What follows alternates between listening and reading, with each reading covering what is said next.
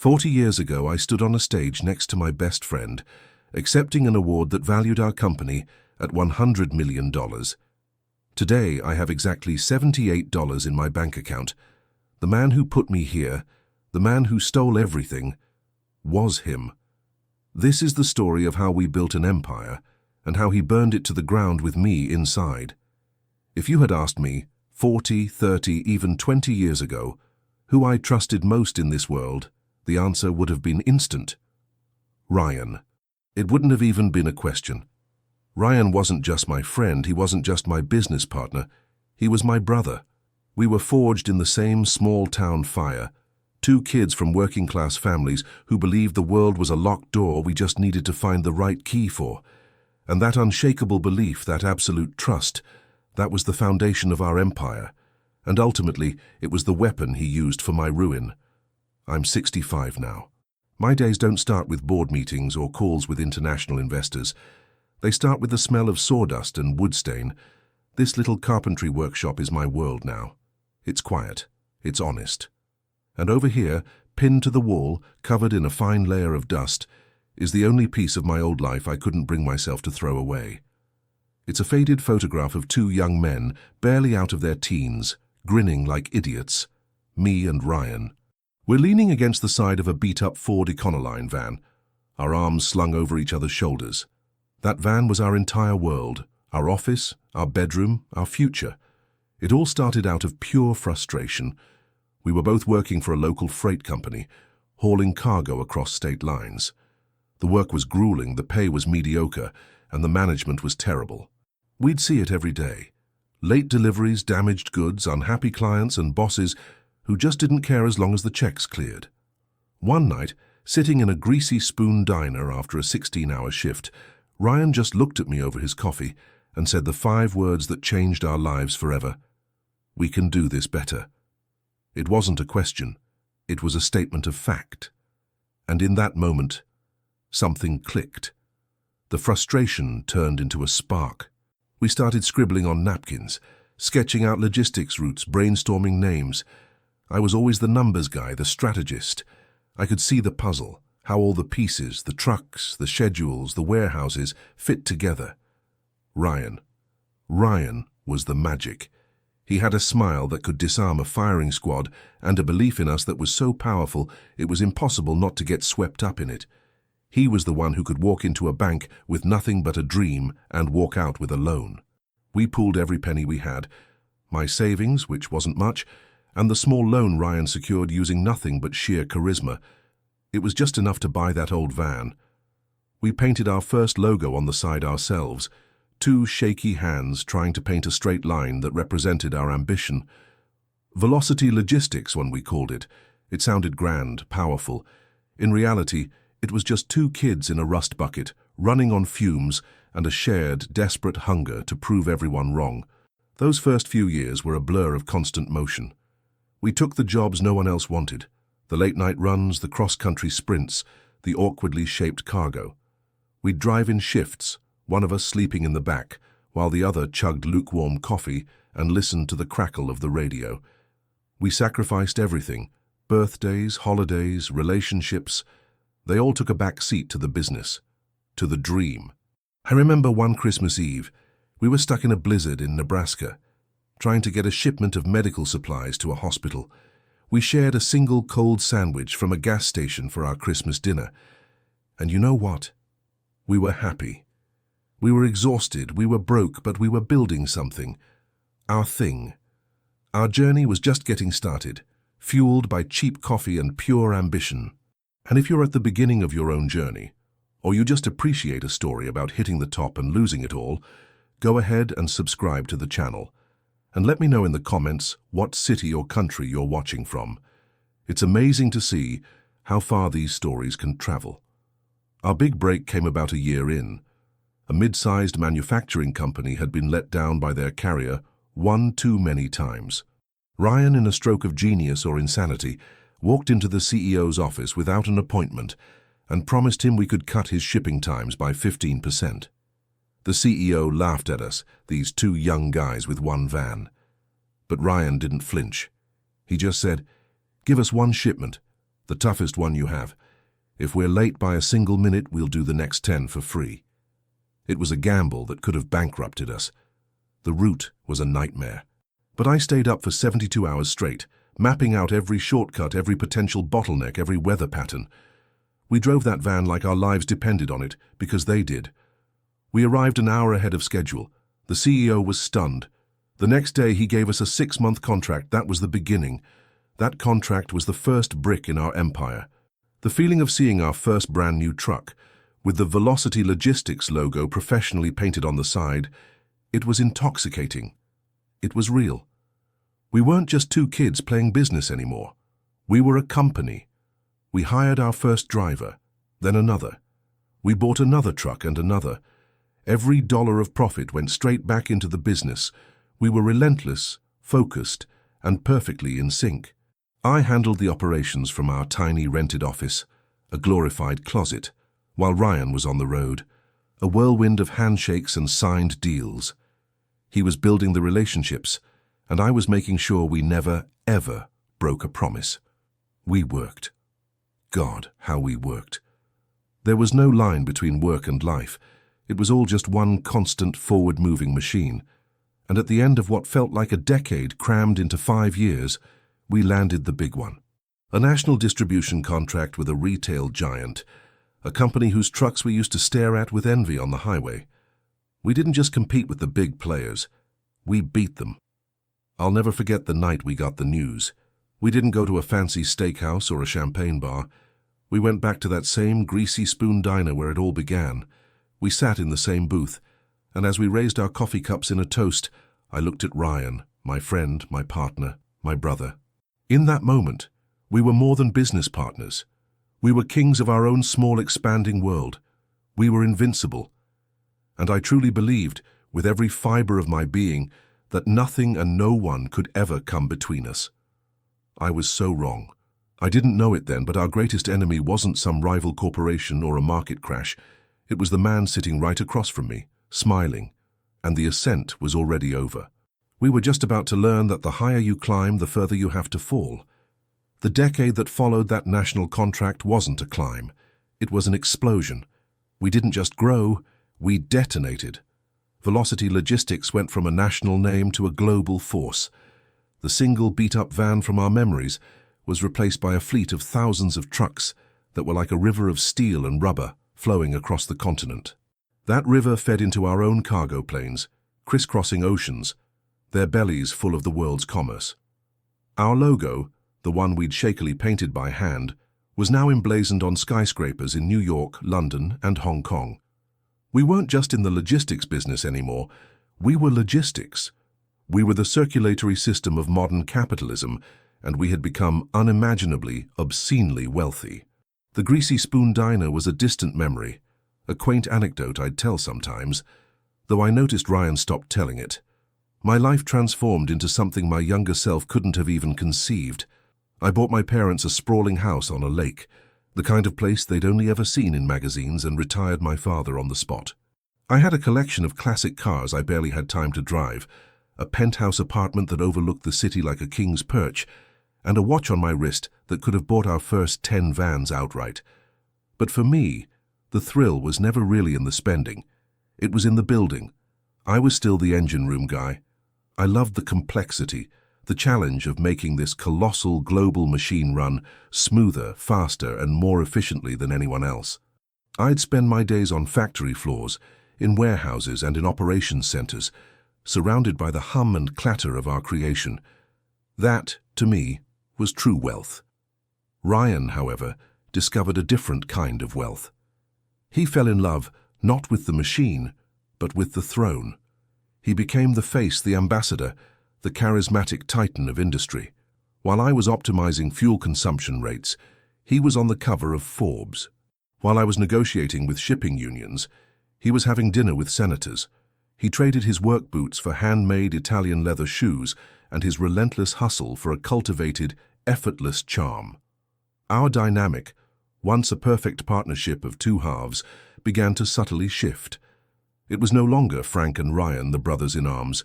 It was Ryan, the visionary, and Frank, his brilliant but reclusive head of operations. He never said it, of course. But the media did. And he never corrected them. I was the one building the bridges bolt by bolt, but Ryan was the one cutting the ribbon with a champagne flute in his hand. At first, I didn't mind. I hated the spotlight. He thrived in it. It worked. But then, the cracks began to appear. They were hairline fractures at first, almost invisible. He started making decisions based on ego, not on logic. He insisted we acquire a private jet, not because we needed it. Commercial first class was more efficient for our travel patterns, but because, as he put it, it's what people at our level do, Frankie. He spent millions on sponsoring a Formula One team because it gave him access to an exclusive world of celebrities and European aristocrats. The business was no longer just a business to him. It was a stage, and he was its star performer. The first major crack, the one that truly unsettled the foundation of my trust, appeared on a Tuesday afternoon in his new office. My own office was functional, covered in maps and charts. Ryan's was a monument to his own success. It was the size of a small house, with floor-to-ceiling windows offering a godlike view of the city, furnished with sleek, minimalist furniture that cost a fortune but looked profoundly uncomfortable. He was standing by the window, swirling an amber liquid in a crystal glass. He didn't turn when I came in. "We need to evolve, Frankie," he said, his voice smooth and practiced. "We're a global entity, but we're still structured like that small-town company we started. We're exposed financially." He turned, and on the massive obsidian desk between us was a thick, leather-bound portfolio prepared by a Swiss accounting firm I'd never heard of. He began to talk about things I didn't understand. Labyrinthine corporate structures, holding companies in the Cayman Islands, asset protection trusts in Liechtenstein. He used words like tax mitigation, jurisdictional arbitrage, and financial firewalls. It was a dizzying, impenetrable language. The core proposal, as I understood it, was to restructure Velocity Logistics. We would create a complex web of offshore entities, a series of nested shell corporations that would own the main company. "It protects us," he said, leaning on the desk, his expression a mask of sincere concern. "If we ever get hit with a catastrophic lawsuit, or if the market turns, our personal wealth is insulated. The mothership is protected. This isn't about hiding money, Frank. It's about preserving what we've built. It's what the big players do. It's time we started acting like them." A cold knot formed in my stomach. Everything in me screamed that this was wrong. We built our company on transparency, on honest, hard work. This felt slippery. It felt like something that belonged in the shadows. The simplicity and integrity of what we'd created were being replaced by a complexity that seemed designed to obscure, not to clarify. "Ryan, I don't know," I said, shaking my head. "This seems complicated and risky. Who are these people? Why do we need to move our assets to a country I can't even find on a map?" He sighed, a patient, slightly condescending sound. "That's the point. Look, you're the best operations man in the world. Nobody can move a container from Shanghai to Chicago faster or cheaper than you. But this," he said, tapping the leather portfolio, "this is a different world. It's the financial game. Let me handle it. I've had the best people in the world vet this. It's for us. For our families. For our legacy." He looked at me, and for a second I saw the old Ryan, the kid from the diner, the brother who had my back. He was just trying to protect us, using tools I didn't understand. My hesitation must have shown on my face. To question him felt like a betrayal. It felt like telling him I didn't trust his judgment, after all these years of him trusting mine with the nuts and bolts of our life's work. My ignorance of high finance made me feel small, and my trust in him was a giant. The giant won. "Okay," I said, the word feeling foreign in my mouth. "Okay, Ryan, if you think it's the right move." A brilliant smile spread across his face. "I knew you'd see it. It's the only move." He clapped me on the shoulder, his grip feeling heavier than usual. "It's just some paperwork. A lot of it, but it's just bureaucracy. I'll have the lawyers bring it by next week." A week later, a team of impeccably dressed lawyers I didn't recognize arrived at my office. They brought with them a stack of documents that was nearly a foot high, full of dense legal language and clauses that swam before my eyes. They were polite, professional, and completely unhelpful, deflecting my specific questions with vague assurances. "Mr. Ryan has overseen all of this personally," was their constant refrain. Ryan wasn't there. He was in Monaco, attending the Grand Prix. He called me from a yacht, the sound of laughter and popping champagne corks in the background. "Hey Frankie, the legal eagles there? Just sign where they tell you. It's all the standard stuff we talked about, getting our fortress built." I sat there, in my own office, feeling like a stranger in my own company. Each page felt heavier than the last. I was the co-founder of a $100 million corporation, and I couldn't make sense of a single paragraph. My pen hovered over the first signature line. This was the moment. The voice of doubt in my gut was screaming at me to stop, to call a lawyer of my own, to understand what I was actually doing. But a louder voice, the voice of 40 years of friendship, of shared struggle and shared triumph, whispered over it. "It's Ryan, you trust Ryan." He gave me a mountain of paper to sign. "It's just bureaucracy to create the new holdings," he had said, smiling. I trusted that smile more than I trusted any lawyer, more than I trusted my own unsettling instincts. So I signed. I signed the first page, then the next, and the next. I initialed every rider and appendix. My signature, my name, scrawled across dozens of pages. What I didn't know, what I couldn't possibly comprehend at the time, was that I wasn't just signing documents. With every stroke of that pen, I was signing away my power, my control, and my future.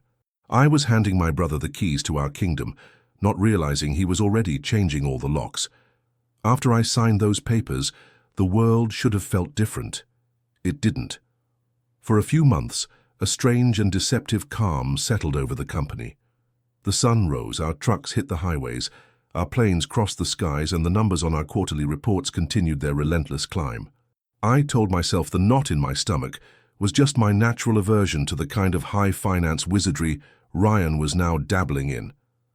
I was a builder, a man of tangible things, of steel, diesel, and concrete. He was moving into a world of abstractions, of theoretical value and legal loopholes. I convinced myself that we were simply specializing, each of us mastering our own domain in this vast empire we had created together. It was a comfortable lie, and I clung to it like a life raft. The first tangible sign that the ground had shifted beneath my feet had a name: Cassandra Thorne. She was the new chief financial officer Ryan hired, without so much as a conversation with me. She materialized one day on the executive floor, a woman who seemed to be composed entirely of sharp angles and icy professionalism. She came from the world of investment banking, a world that saw companies not as living entities, but as assets to be leveraged and liquidated. Her vocabulary was a sterile collection of acronyms and buzzwords that meant nothing to me, and she had a way of looking at me, the company's co-founder, as if I were a charming but slightly senile relic from a bygone era. My first real interaction with her was a request for a detailed financial breakdown of a new subsidiary that had appeared on our organizational chart.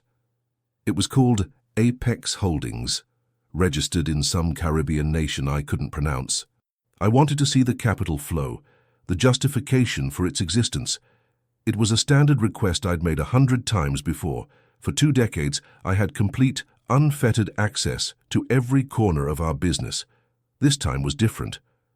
My request was met with a polite, infuriating email from Ms. Thorne, stating that the information was on a need-to-know basis as per the new governance protocols of the holding structure. I stormed down to her office, a sterile glass box that was the polar opposite of mine. "Need to know?" I said, trying to keep my voice level. "I'm the co-founder of this company. I need to know everything." She didn't even have the decency to look flustered. She peered at me over her designer glasses and said, in a tone one might use with a confused child, "Frank, of course. Your operational insights are invaluable. But the new structure Ryan has implemented is designed to compartmentalize financial risk. The board of Apex Holdings is handled directly by Ryan's executive financial team. It's a matter of efficiency." "I am the board, Cassandra," I shot back. "Me and Ryan. That's the only board there's ever been." A flicker of something, pity perhaps, crossed her face before it was gone. The corporate charters that were ratified last quarter established new governance for the parent and its subsidiaries. Ryan has the details if you need a refresher. The papers, The mountain of papers I had signed without reading. It was a slap in the face. I was being stonewalled in my own house by a stranger, and she was using my own signature as the wall. I left her office feeling a cold dread seep into my bones.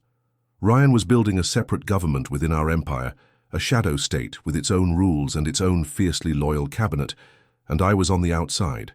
The definitive warning, the one I will regret ignoring until my dying day, came not from within the company but from a ghost of our past.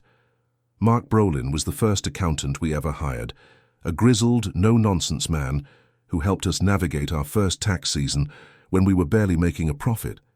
He'd retired years ago, but we'd always stayed in touch, sending Christmas cards and the occasional email. One evening my phone rang. It was Mark. "Frank," he said, and his voice lacked its usual warmth. "I've been looking at your public filings, this new corporate structure. I'm worried." "Mark, it's good to hear from you," I said, a little defensively. "It's just some sophisticated asset protection. Ryan's got the best people on it." "The best people for whom?" he countered, his voice sharp. "I've seen this kind of structure before, Frank. It's not designed to protect two partners. It's a fortress built for one king. These offshore entities, the way the voting shares in the new parent company are consolidated, it's a classic squeeze-out maneuver. It's designed to make one partner legally omnipotent and the other one a passenger. You need to get your own independent counsel, and you need to do it yesterday. You need to find out exactly what you signed." His words hit me like a punch to the gut because they confirmed every fear I had been trying to suppress. But my pride, my foolish, stubborn loyalty to the idea of the man Ryan used to be, rose up like a shield. To admit Mark was right would be to admit that I had been played for a fool. It would be to admit my brother, my partner of 40 years, was actively betraying me. It was a truth too monstrous to accept, so I got angry. "You don't know what you're talking about, Mark," I snapped. "You're a small-town accountant. This is a different league. Ryan is protecting us. You're just jealous of what we've built, sitting there in your retirement." There was a long, wounded silence on the other end of the line. When he finally spoke, his voice was heavy with disappointment. "I hope you're right, Frank. I truly do." He hung up. I had just taken a grenade of loyalty meant for my friend and thrown it at one of the few people who genuinely cared about me. I never spoke to Mark again. The final catastrophic act of my willful blindness centered on an investment called Ethereum Dynamics. It was a high-tech drone company run by a charismatic 20-something founder who spoke in TED Talk cliches and promised to revolutionize global shipping with an autonomous fleet of solar-powered cargo drones. It was nonsense, technologically impossible, logistically a nightmare. I knew it from the moment I saw the prospectus. It was a money pit, dressed up in a futuristic fantasy. But Ryan was utterly captivated. He was enthralled by the founder's vision, and more importantly, he loved the prestige. Being the primary investor in the next big thing put him in the same league as the Silicon Valley venture capitalists he idolized. He started pouring our money into Ethereum. First it was 10 million, then 20. I only found out the true figure when a trusted contact deep in our accounting department, one of the old guard who was still loyal to me, quietly slipped me a report. Ryan had funneled nearly $50 million of Velocity's capital into this black hole, all without a single discussion with me. That was it. The line had been crossed. I took the report and marched to his office, my blood boiling. I didn't knock. I slammed the door open. He was on the phone laughing, looking out his vast window at the city we had conquered together. He gestured for me to wait, a casual, dismissive wave. I walked over to his desk and slammed the report down on the polished obsidian. He ended his call and looked at me, his eyebrows raised in mild annoyance. "What's this, Frankie?" $50 million, Ryan, I said, my voice shaking with rage. $50 million sunk into a science fiction project without my approval, without a single conversation. This is our money, the company's money. He leaned back in his chair, his expression unreadable. He didn't look guilty. He didn't look defensive. He looked bored. "It's an investment in the future," he said calmly.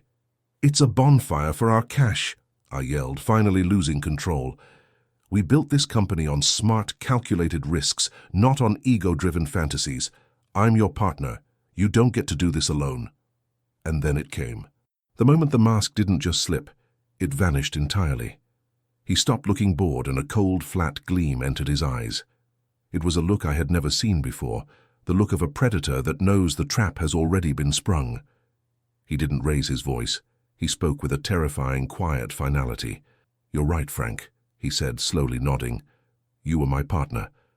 But the papers you signed last quarter fundamentally changed that dynamic. The old Velocity Logistics partnership was dissolved, and its assets were acquired by the new holding company." He gestured vaguely at the sky. "A holding company where, as per the articles you approved, I hold the controlling interest and ultimate executive authority. I don't need your approval for investments anymore.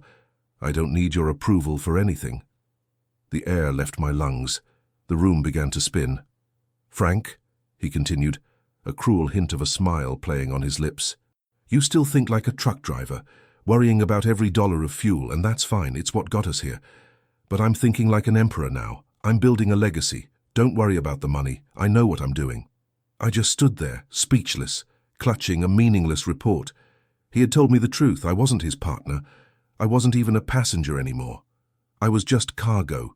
And thanks to the papers I had signed, the brother I thought I was protecting myself with had become the emperor. And he was now in sole command of the ship. The aftermath of that confrontation in Ryan's office was a period of chilling, silent warfare. He had laid his cards on the table, not with a triumphant flourish, but with the cold, unassailable certainty of a man who knows he's already won the game.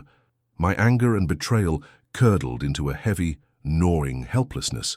I was a ghost haunting the halls of my own empire. I still had my title, my office, my salary, the gilded bars of my cage, but my power, my voice, had been surgically removed.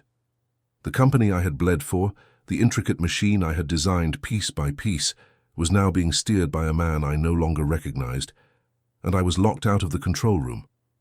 Ryan's lifestyle, which had once been merely extravagant, escalated into a spectacle of grotesque excess. He bought a villa on Lake Como, a private island in the Caribbean, and a collection of modern art that he boasted about but clearly didn't understand. These weren't the acquisitions of a successful businessman, they were the spoils of a conqueror. And it was all funded by the company, reclassified through Cassandra Thorne's labyrinthine accounting as corporate investments or executive marketing expenses. While Ryan was hosting lavish parties on yachts with movie stars and politicians, he was simultaneously implementing austerity measures within the company itself. He initiated a round of layoffs, citing market headwinds and the need for strategic streamlining. He cut retirement benefits for the very drivers who had been the bedrock of our success, the men and women whose sweat had paved his road to glory. It was a special kind of cruelty. He was siphoning the lifeblood of the company for his own personal gratification, while telling its loyal employees they had to sacrifice for the greater good. I fought him on it, of course. I argued in executive meetings, my voice hoarse with passion, defending the people who had given their lives to Velocity Logistics. But it was a pointless exercise. The new board members, a collection of Ryan's hand-picked sycophants and yes-men, would listen with polite blank expressions before voting unanimously in his favor. I was a lone voice of dissent in a choir that only knew one song. My presence became a mere formality, a token nod to the company's history before the inevitable stamp of his will. I tried to fight back from the shadows. I spent my nights poring over every financial document I could get my hands on, trying to untangle the web he and Cassandra had woven. I was searching for a loophole, a mistake, a single thread I could pull to unravel his scheme, but it was impenetrable. Every transaction was meticulously documented, legally sound, and signed off on by the appropriate corporate entities, the very entities I had blindly consented to create. They had used the full power of the law to orchestrate a completely legal grand larceny. I was trapped in a prison of my own making, the ink of my signature forming the very bars that held me. The strain was immense. It was a poison that seeped into every aspect of my life. Sleep became a luxury I couldn't afford, my nights filled with anxious, tossing and turning as I replayed every mistake, every ignored warning. My health began to deteriorate. A constant, crushing pressure in my chest became my new companion. My family watched me fade, my wife pleading with me to walk away, to just let it go before it consumed me entirely. But how could I? Walking away felt like surrendering my entire life's work, my identity, to the man who had stolen it. In a final, desperate attempt to find the man I once knew, I reached out to him. Not as a business partner, but as a friend. I invited him on a fishing trip to the remote lake in the mountains, where we used to go as kids to escape the world. It was a place of shared memories, of promises made under starry skies. I thought that maybe, just maybe, if I could get him away from the glass towers and the sycophants, I could find the Ryan I grew up with, the brother who had shared a cold sandwich with me in a blizzard. To my surprise, he agreed. For a fleeting moment, a dangerous flicker of hope ignited within me. We drove up in separate, obscenely expensive cars, a stark contrast to the beat-up pickup truck we used to take. The silence between us was heavy, thick with unspoken accusations. We got out on the water, the quiet of the lake a deafening backdrop to our fractured relationship. I tried to talk about the old days, about our first van, about the dreams we had. He would nod, smile faintly, but his eyes were distant, his attention constantly drifting to the satellite phone that lay between us on the boat's bench. He spent most of the day on that phone, speaking in hushed, urgent tones to lawyers in Geneva and bankers in Zurich. The language was the same sterile financial jargon he had used to blindside me before. He wasn't there with me on that lake. He was a million miles away, moving pieces on a global chessboard where I was no longer even a pawn. The hope that had flickered within me died a slow, painful death. I was sitting 3 feet from my oldest friend, and I had never felt more alone. The final act of his betrayal was executed with a sociopath's masterful touch, cloaked in the guise of redemption. He called an emergency meeting at my home a few weeks after the fishing trip. This in itself was a shock. He hadn't set foot in my house in years. He arrived looking haggard and stressed, the picture of a burdened leader. He sat across from me in my own living room, the one I'd bought with the fruits of our shared labor, and he sighed a deep, theatrical sigh. "Frankie," he began, using the old nickname, the one that was now a poisoned dart. "I've made some mistakes. I got carried away." He confessed that his high-risk investments, particularly the bottomless pit of Ethereum Dynamics, had backfired spectacularly. He spoke of aggressive creditors and looming market instability. He painted a picture of a company on the brink of collapse, threatened by the very forces he had unleashed. He told me that his complex offshore structure, the one designed for protection, had actually made us more vulnerable, attracting the wrong kind of attention. It was a stunning performance. He looked me in the eye, his own filled with a convincing, counterfeit remorse. "But I have a solution," he said, leaning forward, his voice dropping to a conspiratorial whisper. "There's a fail-safe. A final protective measure we can activate. We can consolidate all of Velocity's core assets under a single, new domestic-based trust. It's an emergency protocol. It will shield the heart of the company from the creditors and the fallout from these bad investments. It will be like a corporate bunker, but it requires one last action. It needs both our signatures to enact the final transfer of assets into this sanctuary trust." He slid a single, thick document across the coffee table. It was bound in the same expensive leather as all the others. He saw the hesitation, the deep-seated distrust in my eyes. "Look," he said, his voice thick with manufactured emotion. "I know I messed up. I let my ego get the best of me. I pushed you away. But this isn't about me anymore. This is about saving the company. Our company, the one we built from nothing. This is our last chance to save it all, Frank. Please, I can't do this without you. I need my partner back." He said the magic words. Our company, my partner. For 40 years, those words had been my northern star. My entire adult life had been defined by that partnership. He was offering me a way back in, a chance to be the hero, to save the day just as we had done 1,000 times before. All my anger, all my resentment, was suddenly overshadowed by a primal, desperate need to believe him. I wanted to believe that the Ryan I knew was still in there somewhere, lost, but not gone. I wanted to believe we could fix this together. I looked down at the contract, a dense, incomprehensible wall of text, but I didn't see the words. I saw the faces of our thousands of employees. I saw the velocity trucks on the highway. I saw 2 kids in a beat-up van with a crazy dream. I saw 40 years of a life that was inextricably bound to his. And in that moment of profound weakness, wanting to believe that my friend was still in there, I chose to trust the man over the mountain of evidence that screamed he was a liar. He pushed a pen across the table. "It's our last chance to save everything, Frankie," he whispered, his voice a serpent's hiss of false hope. I picked up the pen.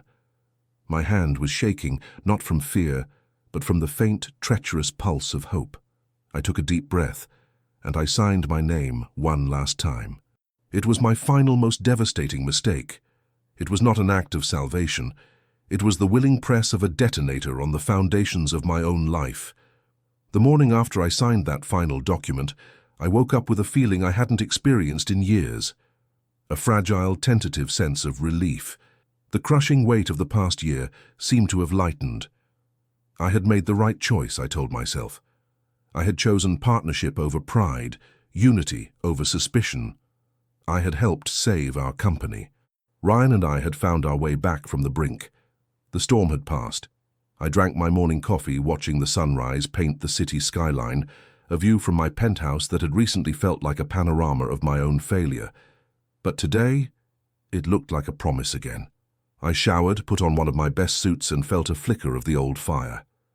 It was time to go back to work, to rebuild. The illusion shattered at 8:05 a.m. at the main entrance of the Velocity Logistics Tower. I swiped my security card at the turnstile as I had done thousands of times before. Instead of the familiar permissive green light, a harsh red light pulsed back at me, accompanied by an angry, definitive buzz. Access denied. I frowned, assuming it was a simple glitch. I tried again. Red light. Angry buzz. A few junior employees behind me shifted awkwardly, unsure what to do. The head of security, a man named Henderson, whom I'd hired myself 15 years ago, walked over. His face was pale and he refused to meet my eyes. "Frank, Mr. Miller," he stammered, correcting himself, "there seems to be an issue with your access." "Obviously, Henderson," I said with a tight smile. "Can you sort it out? I've got a meeting." I can't," he said, his gaze fixed on a spot on the marble floor just past my shoulder. "My instructions are, your access has been revoked." "I'm sorry, sir." The word "sir" was a courtesy, but it felt like an insult. The blood drained from my face. A cold metallic taste filled my mouth. "Your instructions? From who?" I demanded, my voice dangerously low. "From Mr. Ryan's office, effective immediately." He looked up, and in his eyes I saw not malice, but a deep, uncomfortable pity. That was worse. He was a man just doing his job, and his job on this particular morning was to inform me that I was no longer welcome in the building that I had built. Before I could process the humiliation, my phone buzzed. It was an email. The subject line was cold, stark, and utterly impersonal. Termination of service agreement. It was from a law firm I had never heard of. My hands trembled as I opened it. The text was a dense wall of legal jargon, but the message was brutally clear. Pursuant to the executed asset transfer agreement, dated yesterday, all operational, financial, and directorial authorities vested in your person have been terminated. Your minority, non-voting shares in the former partnership have been liquidated as per the contractual buyout clause. A final settlement, minus outstanding liabilities, will be processed. Your services are no longer required. Each phrase was a hammer blow. The Sanctuary Trust wasn't a bunker to protect the company. It was the final legal instrument to disown me. The document I had signed wasn't a peace treaty. It was my formal, binding surrender. Ryan hadn't invited me to save the company. He had invited me to my own execution. I stumbled out of the lobby, the curious and pitying eyes of my own employees burning into my back. I stood on the sidewalk, the city's frantic energy a blur around me. I tried to call Ryan. The call didn't go to voicemail. It didn't even ring. There was just a strange, synthetic three-note tone, the sound of a number that no longer exists. He had blocked me, erased me. I drove to his house, a fortress of glass and stone in the wealthiest part of town. The gates were closed. A new security guard, A man I didn't recognize informed me through an intercom that Mr. Ryan was out of the country and had left no forwarding information. Panic, raw and primal, began to claw its way up my throat. This was real. This was happening. Back in my car, I pulled out my laptop, my fingers fumbling on the keys. I logged into my personal investment accounts, the ones that held the vast majority of my liquid wealth, the portfolio that Ryan's financial team had been managing for me for the last 5 years. The balance read $1,247.38. I refreshed the page, the same number. I refreshed again and again. It was a glitch. It had to be a glitch. 7 figures, decades of savings and investment, had simply vanished. I frantically clicked through the transaction history. There was only one entry from the previous day. A total withdrawal of all assets, legally authorized by a power of attorney I didn't even remember signing. It must have been buried deep within that mountain of paperwork I'd so willingly endorsed. The funds had been transferred to an account in the name of Apex Holdings, the same subsidiary I had questioned Cassandra Thorne about. The money wasn't gone. It had just been moved to his pocket. The next 48 hours were a descent into a nightmare. The walls closed in with terrifying speed. My corporate credit cards were declined. The company car I was driving sent a remote signal to its leasing agency, and the engine shut down in the middle of a street, leaving me stranded. The news broke that evening not as a quiet departure, but as a brutal corporate restructuring. A slick press release, undoubtedly written by Cassandra, announced my retirement and thanked me for my founding contributions, a pat on the head to the man they had just thrown off a cliff.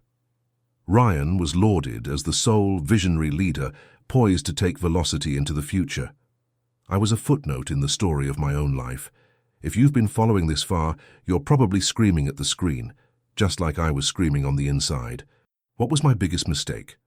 Was it the blind trust I placed in a lifelong friend? Or was it the willful ignorance of all the warning signs because the truth was too painful to face? Let me know your thoughts in the comments. And if you haven't subscribed, now is the time, because the story of how an empire collapses is nothing compared to what you have to do to survive the rubble. The days that followed were a cascade of losses. The phone, which once rang incessantly with calls from suppliers, managers, and peers, fell silent. The friends I had accumulated over decades of success, the golf partners, the people I sat on charity boards with, the neighbors in my exclusive high-rise, all vanished. Calls went unanswered, invitations dried up. It turned out my friendship had a price and my credit had just been revoked. Then came the letters. Not from friends, but from creditors. It turned out that the outstanding liabilities mentioned in my termination email were not trivial. Ryan had, over the years, structured numerous business loans and lines of credit, persuading me to sign as a personal guarantor. It was just a formality, he'd always said, something the banks needed. Now, with me severed from the company, those banks were calling in the guarantees. The debts were astronomical, far exceeding the symbolic settlement I was owed. Ryan hadn't just stolen my fortune, he had saddled me with a mountain of his debt. The final gut-wrenching blow was losing the house. The penthouse, my kingdom in the sky, was technically a corporate asset, part of the executive package. A team of impassive movers arrived with a court order. They packed up my life, my clothes, my books, the pictures of my family, with cold efficiency, while I stood there, a powerless spectator. They were polite, professional, and utterly soul-crushing. I watched them carry out the last box, leaving me in an empty, echoing space that no longer felt like home. Within a single week, I had gone from a multimillionaire, a titan of industry, to a man with less than $1,000 to his name, mountains of debt, and a single suitcase of belongings. My name was ruined, my legacy erased. And the most painful part of it all, the truth that twisted in my gut like a serrated knife, was that I hadn't been defeated by a market crash or a hostile takeover. I had been dismantled, piece by piece, by the one person on earth I thought would stand with me against the world. I hadn't just lost my money, I had lost the entire narrative of my life. I found myself at my sister's front door, a broken man asking if I could sleep on her couch. I was at the bottom of a hole so deep, I couldn't even see the sky. The first few months of my new life were a colorless, muffled existence. Waking up on my sister's couch, the silence of her small suburban home was a stark contrast to the thrumming energy of the city I used to command. The quiet was a void, and my mind, accustomed to the relentless pace of a global enterprise, rushed to fill it with a torturous loop of my own failures. I replayed every handshake, every signed document, every ignored warning. I saw Ryan's smile not as a sign of brotherhood, but as the calculated mask of a predator. The shame was a physical weight. It was a struggle just to breathe, to face the day.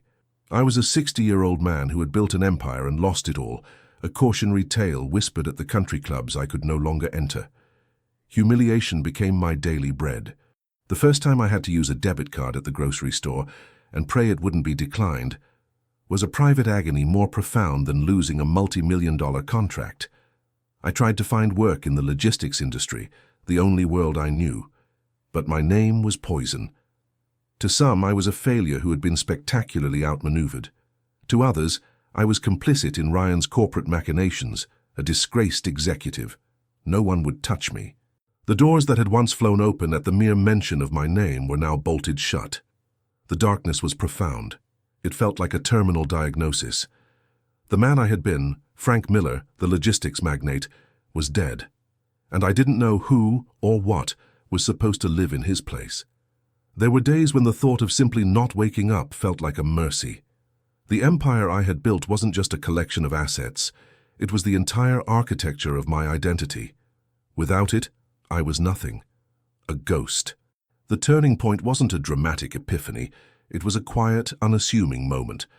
My brother-in-law, a kind and practical man who worked as a general contractor, saw the aimless despair in my eyes. He was building a set of custom cabinets for a client and was behind schedule. One Saturday morning he asked me very gently if I could give him a hand in his workshop. Not out of pity, but because he genuinely needed the help. I had nothing else to do, so I agreed. He put a piece of raw oak in my hands and showed me how to use a hand plane.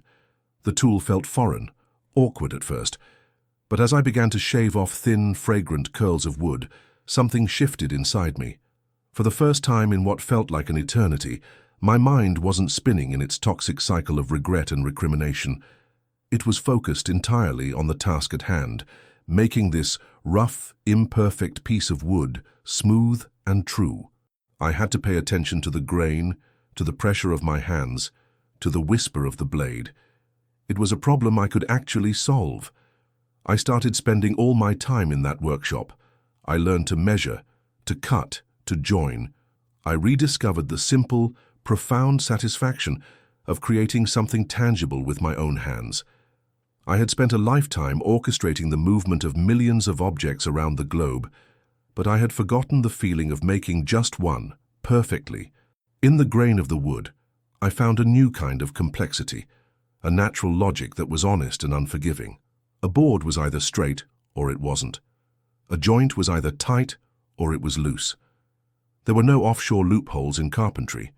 There was only the truth of the material. Slowly, painstakingly, I was building something again, not an empire of trucks and warehouses, but a new sense of self. I got a menial job as a logistics coordinator at a small local furniture company, a humbling return to the very bottom of the ladder I had once stood atop. I was taking orders from people a third my age, managing a handful of delivery trucks in a 50-mile radius. In the past, my ego would have been incinerated by such a fall, but now it was different. I found a quiet dignity in doing the job well, in applying the vast knowledge I had to solve small, everyday problems. The young manager who was my boss had no idea that the quiet, grey-haired man in the corner had once designed the very supply chain software his company now used. And for the first time, that anonymity felt like a relief, not an insult. The greatest revelation, however, came from the people around me. My wife, who had every right to leave me, who had married a titan and was now living with a ghost, stayed. She was the one who sat with me in the dark, who weathered my rages and my silences, who reminded me that my value as a man was not tied to my net worth. My sister and her husband, who took me in without a moment's hesitation, never once made me feel like a burden. My children, who I had often neglected in my obsessive pursuit of success, rallied around me. They didn't see a failed CEO, they saw their father. I realized that Ryan hadn't stolen everything. He had stolen the things that glittered, the hollow symbols of success. He had taken the penthouse, the private jet, the art collection, the influence. But he couldn't touch the real things. He couldn't take my family's love. He couldn't take the quiet satisfaction of a well-made dovetail joint. He couldn't take the wisdom that had been forged in the fires of my own destruction. And that is the fundamental lesson, the one that cost me $100 million to learn. Money is an amplifier. It doesn't create character, it reveals it. It took the ambition Ryan and I shared and it amplified his greed, his ego and his capacity for betrayal. It took my own ambition and amplified my pride, my complacency and my willful blindness. I spent my life building a fortress of wealth around myself, believing it would keep me safe. But it was just a gilded cage, and it insulated me from the only things that truly matter. I lost my empire, but in the rubble, I found myself. Today my life is small. I own this little carpentry business, making custom furniture for people in my community. My hands are calloused. I drive a 10-year-old truck. My bank account has 3 zeros, not 9. By the world's standards, I'm a fraction of the man I once was. But I am more whole than I have ever been. I have found a richness in simplicity that my old life could never offer. I don't have a legacy that will be written about in business journals, but I have the love of my family and the respect of my community. I have peace, and I have learned that peace of mind is the only luxury that isn't for sale. It can only be earned. This is my story. It's the lesson I had to learn the hard way. If this message resonated with you, if it made you think, please share this video with someone who might need to hear it. We all get caught up chasing things that glitter. Sometimes we need a reminder of what truly shines. And finally, I want to ask you, tell me in the comments, what is the single greatest lesson that money, or the lack of it, has ever taught you? Your stories matter. They are the real currency of our lives. Thank you for listening.